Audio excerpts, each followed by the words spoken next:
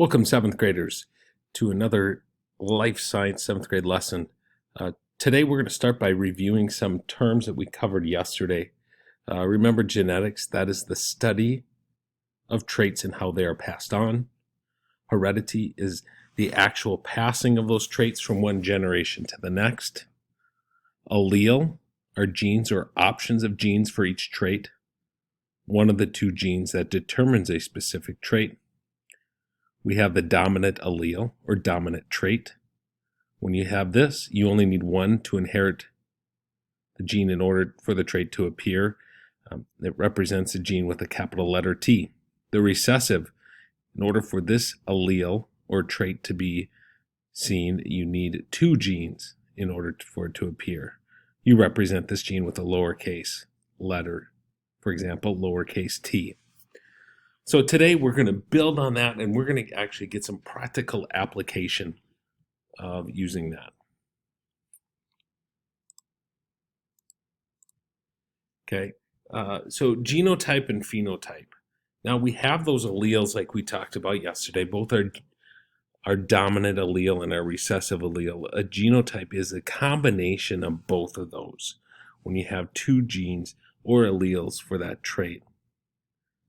You could have a dominant and a recessive allele, or two dominants or two recessive alleles. As we see in example 1, we have one gene or allele for blue eyes and one gene or / allele for brown eyes. The letters, when we combine them, we could have capital B, lowercase b, or lowercase b, lowercase b. Genotype is just the letters that we are dealing with on that. Phenotype, on the other hand, is dealing with that, what do we physically see? What trait is represented by that as a result of those genes? Example would be brown eyes. Genotype deals with the genes, G-E-N. Genotype starts G-E-N. Notice that connection. Phenotype starts P-H, and physically starts P-H, okay? Physically see that.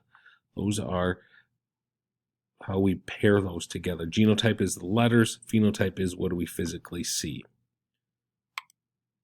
Our vocabulary, what we're going to, and some terms that we need to cover is we have a homozygous and a heterozygous. These are how we describe those allele combinations.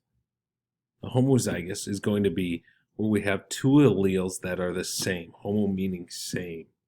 So we could have lowercase a and a lowercase a.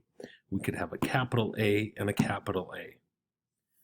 It is possible to either have both dominant or both recessive with a homozygous.